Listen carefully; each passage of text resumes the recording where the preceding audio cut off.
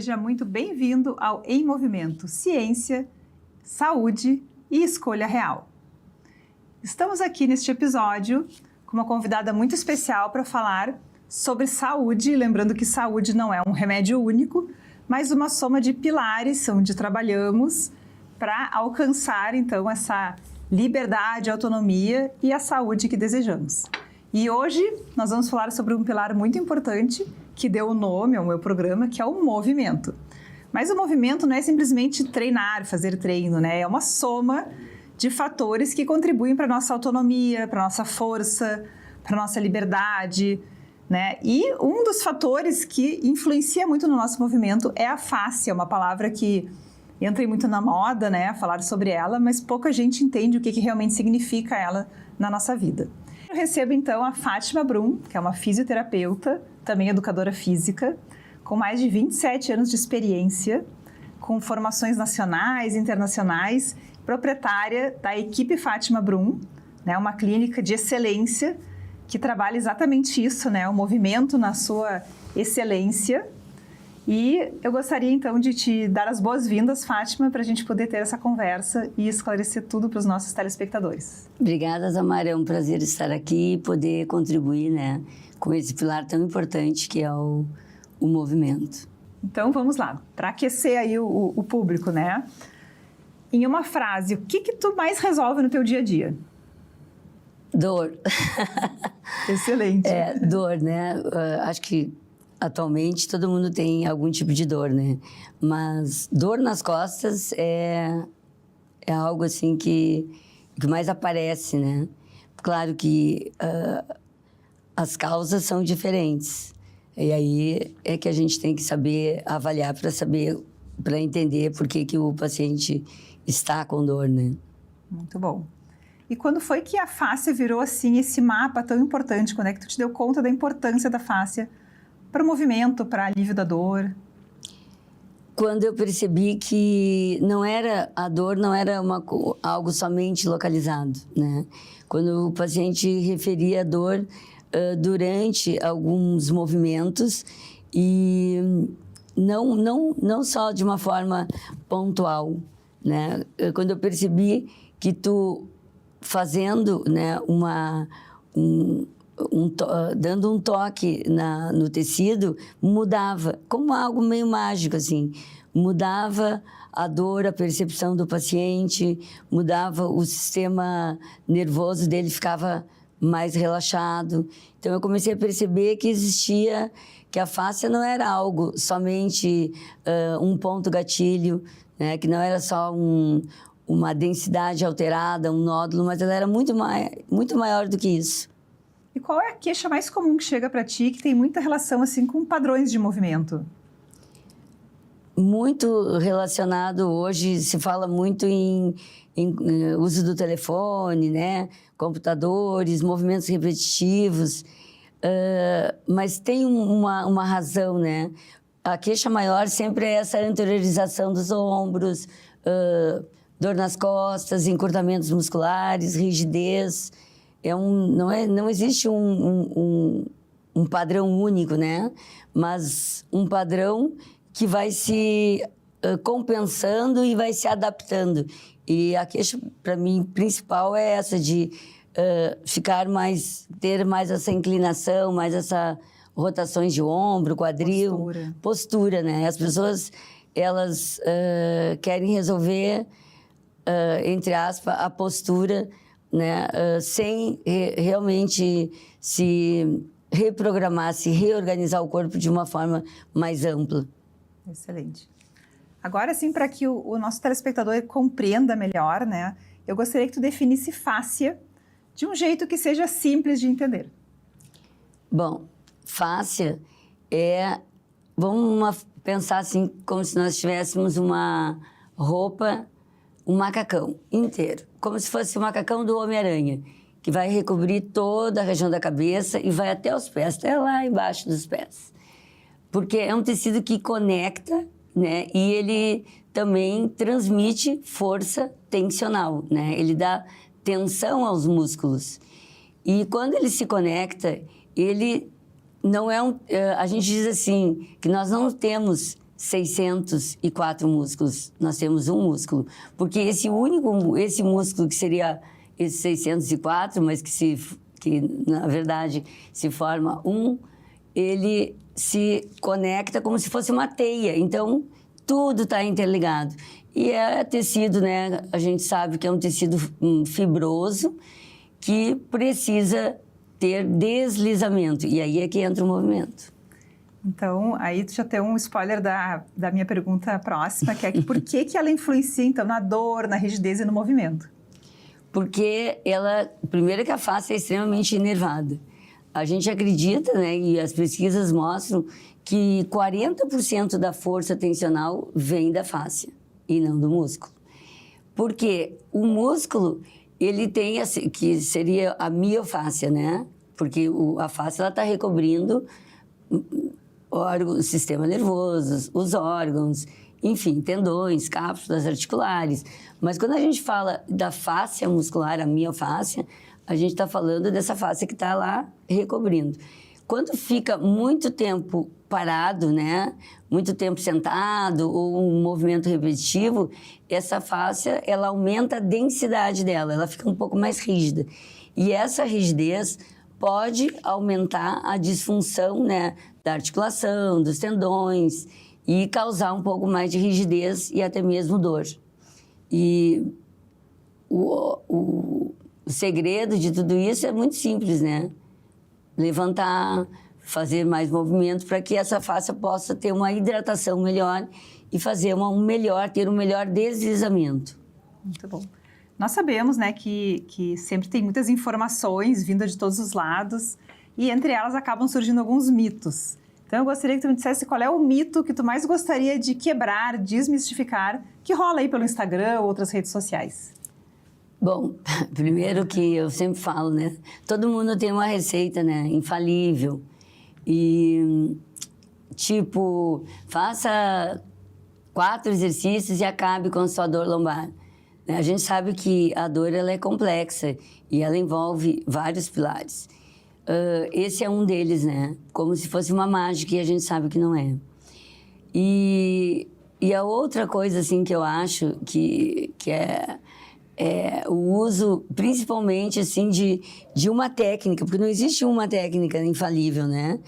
Ou, sei lá, uma ventosoterapia. E quando eu vejo isso, pessoas colocando ventosas no corpo todo, como se fosse uma pizza calabresa, ou algo parecido com isso me dói, né? Então, acho que tem que pensar mais no sistema como um sistema mais complexo e não toda essa coisa mais linear, né?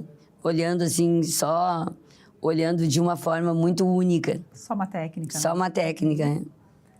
Então, liberação miofascial, por que ela é boa e quando que tu recomendas? Então, até a gente fala assim, né? Que será que tá certo essa palavra liberação, né? Miofascial. Eu acho que ela tem a ver com a sensação de liberdade, né, que tu sente depois. Quando que eu recomendo? Sempre. Por quê? Porque ela melhora, né, o deslizamento, porque ela se hidrata mais no momento em que tu diminui essa densidade. Então, a gente tem ali moléculas que ficam muito densas e elas não têm a mesma facilidade para se conectar com essa água, para poder deslizar melhor. Então, a gente, com a técnica da terapia manual facial, a gente consegue fazer com que essas moléculas fiquem um pouquinho menores. E isso faz com que elas tenham um melhor deslizamento e uma melhor conexão com a água. Isso e também para melhorar a mobilidade e a transmissão de força, porque quando tu tem algo que flui melhor, tu melhora a mecânica dos fluidos, ou seja, a drenagem linfática do corpo, tu melhora as pressões articulares e intraarticulares, tu melhora o movimento e a transmissão de força. Por quê?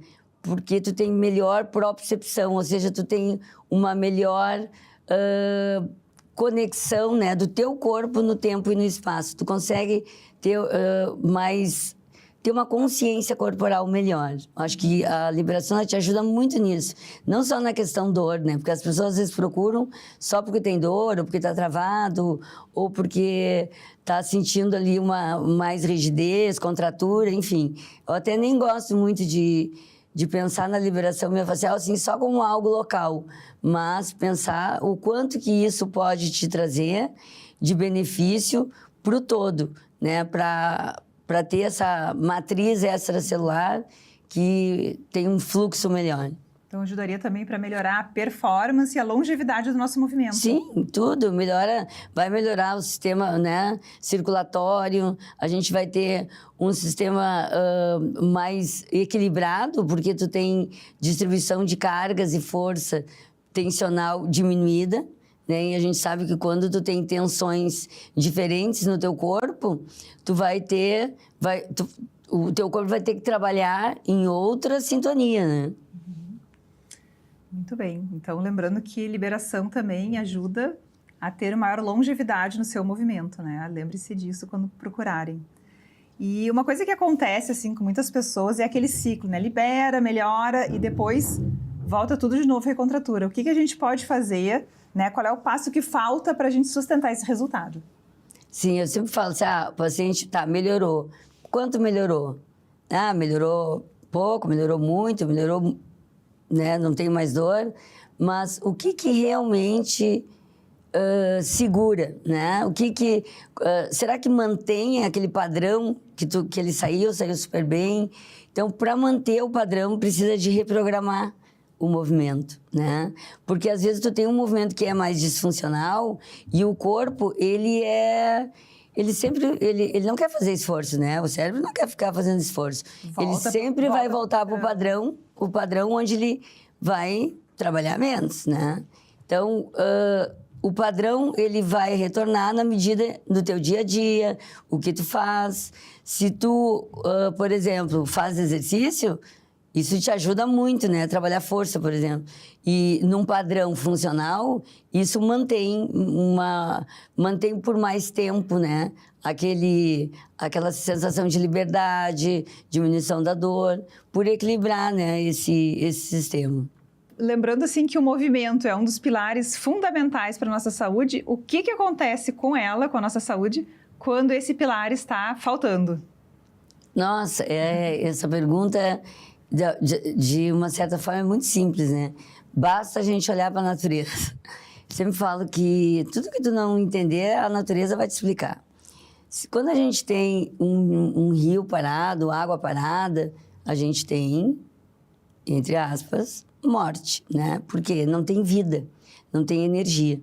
E o corpo é igual. Um corpo que fica parado, fica sentado, é um corpo que não flui. Né? E o movimento, ele te traz tudo isso, né? Ele melhora todos os aspectos, né? Dinâmicos, neurodinâmicos, hemodinâmicos, tudo isso vai estar ali em conjunto na medida em que tu vai te movimentando. Então, não se movimentar... um exemplo assim, vou dar um exemplo bem...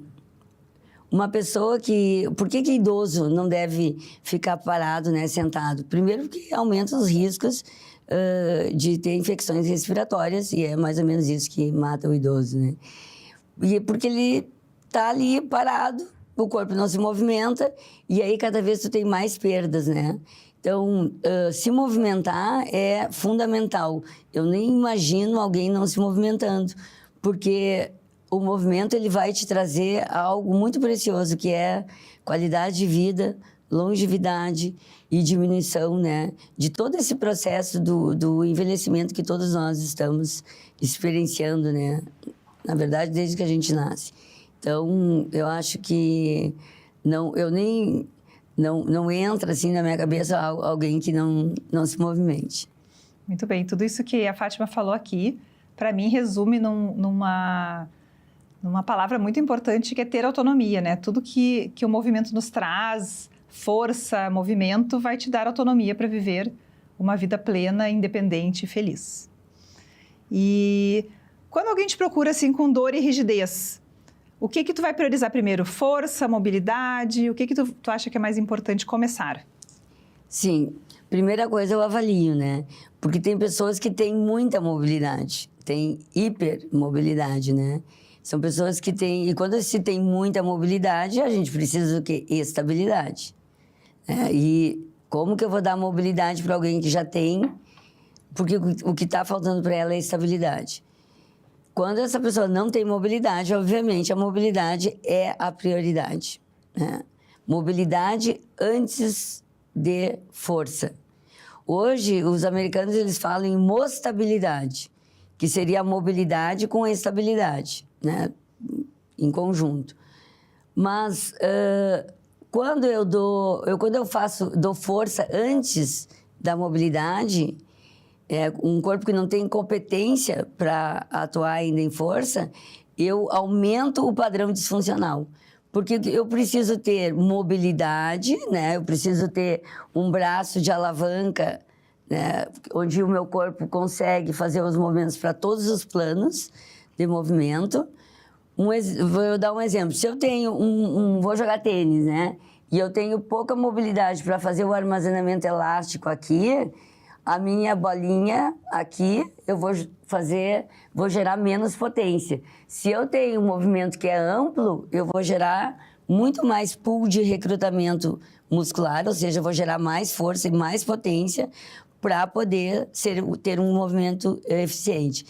Então, força é um padrão de competência, né? Então, mas eu preciso antes ter mobilidade. Ontem alguém me falou assim lá no meu elevador, né? Mas por acaso, acho que a pessoa nem sabia.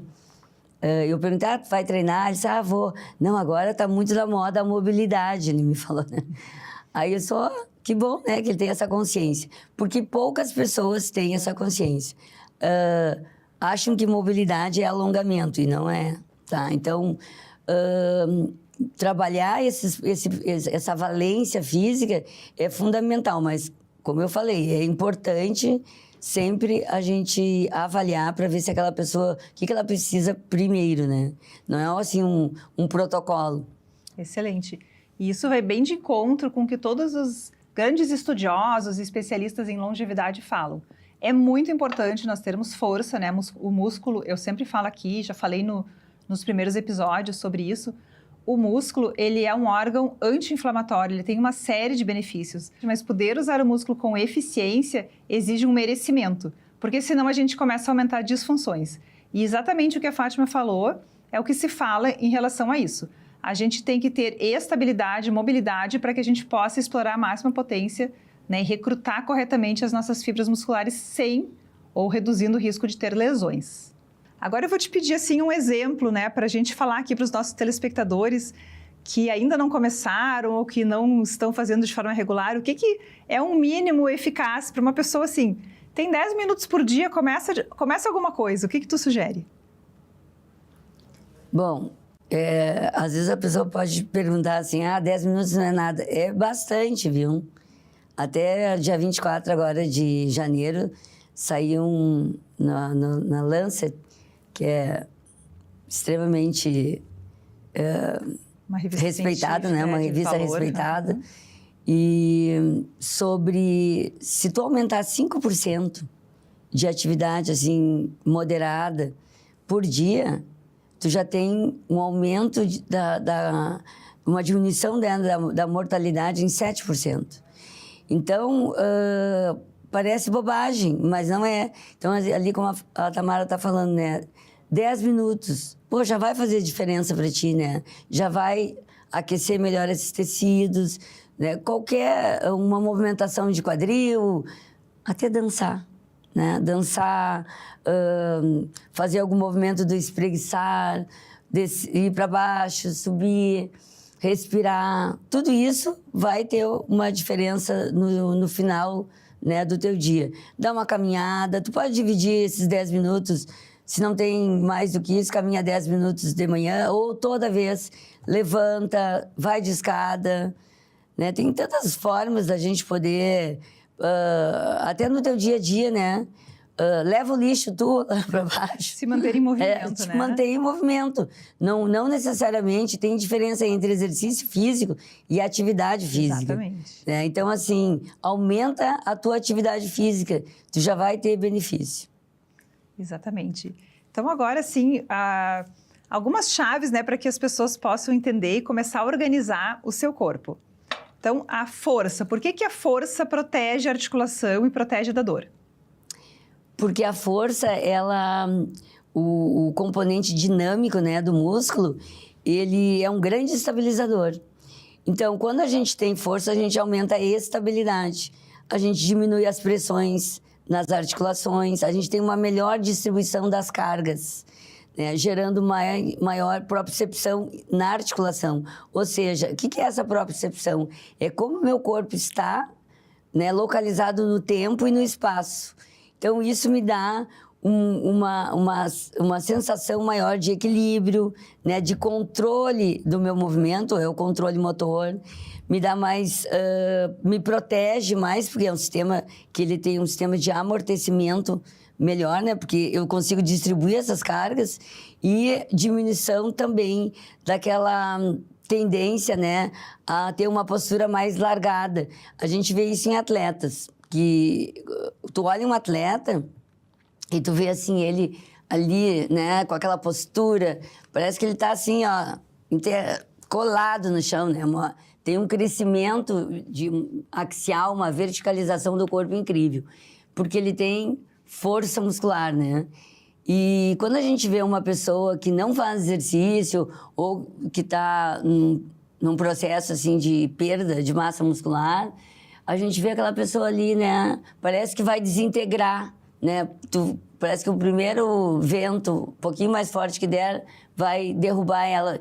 Tu perde esse crescimento axial, né? Ele vai se horizontalizando ao invés de se verticalizar. Então, quando a gente percebe isso, a gente vê na prática, né? A diferença entre ter força, ter estabilidade e para uma pessoa que realmente não faz atividade física.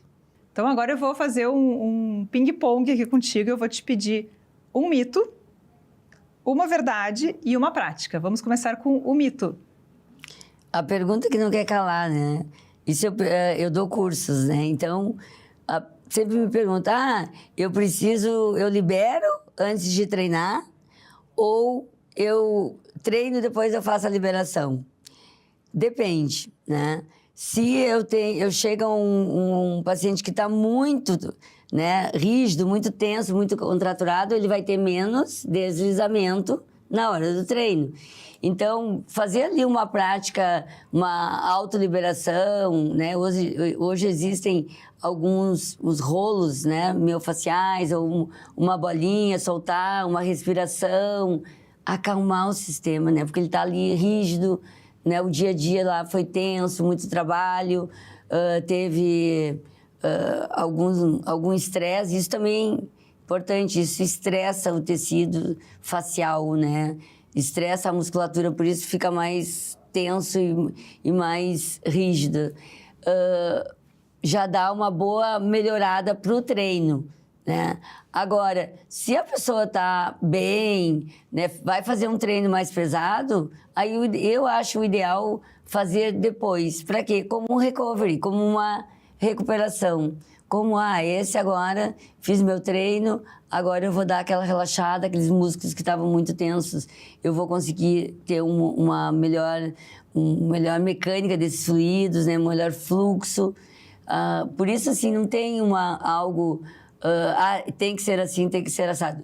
Depende de cada situação, tem que ser avaliada, né? Então, preparar-se para o movimento, né? O movimento ele tem que estar fluido. Se é um movimento que está ali todo restrito, né? Não tem aquele espaço para ele para que ele possa se contrair de uma forma eficiente, aí o ideal é fazer um pouco de liberação ou respiração também, né? Que acho que era uma das outras coisas que eu vou dar uma dica. Muito bom. Então, acho que a gente já trouxe aqui um mito e uma verdade juntos, né? que o mito é que não tem a receita de bolo para todo mundo, né? Dizer que tem que liberar antes ou dizer que só depois, né? Vai depender de cada caso. E uma verdade é que precisa ter esse passo a passo no nosso dia a dia. Então, para a gente poder treinar com mais eficiência e para a gente se recuperar desse treino, a gente tem que incluir a mobilidade, a estabilidade, né? A liberação no nosso dia a dia, na rotina do treino. E agora eu vou te pedir assim uma prática, algum protocolo simples que as pessoas possam já amanhã ou hoje mesmo começar a fazer. Tá. As pessoas, elas falam muito que elas acordam, né? Mais rígida, ou quando ficam muito tempo sentado, quando levantam, nossa, tá, tudo dói, ou ficam mais com essa rigidez, né? Travadas, antes do movimento. Isso. Ou após ter passado uma noite toda sem dormindo, né? Mas o corpo está mais parado. Por quê? Porque o corpo precisa do movimento, por isso que elas estão mais rígidas. Ficou parado ali, os tecidos faciais, eles vão ficando mais com menos liberdade de movimento, mais restrito. Então, o que eu poderia fazer? Espreguiçar-se, né? Porque a gente vê isso na natureza, né? Os gatos, os cachorros, quando eles levantam, eles fazem aquele movimento que poderia ser a saudação do sol ou o movimento do espreguiçar, de colocar os braços para cima, girar, mas sem exagero, porque de manhã o corpo ele tá mais, os discos estão mais hidratados, porque eles não sofreram a ação da gravidade. Então a gente precisa fazer movimentos leves. Quando acorda, vira para um lado, alonga do outro, mobiliza. E a mesma coisa, movimentar o quadril, se movimentar. Não tem uma receita de bolo. Te movimenta.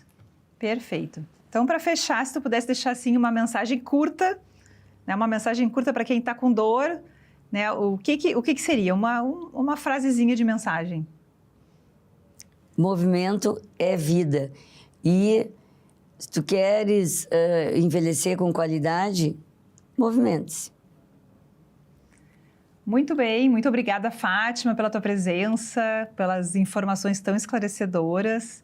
Encerramos aqui mais um Em Movimento, lembrando que o movimento é um pilar essencial de saúde e é o que nos dá longevidade com autonomia. Até o próximo episódio. Se você gostou, clica aqui, encaminha, deixa uma mensagem, encaminha para pessoas que possam também se beneficiar dessa informação.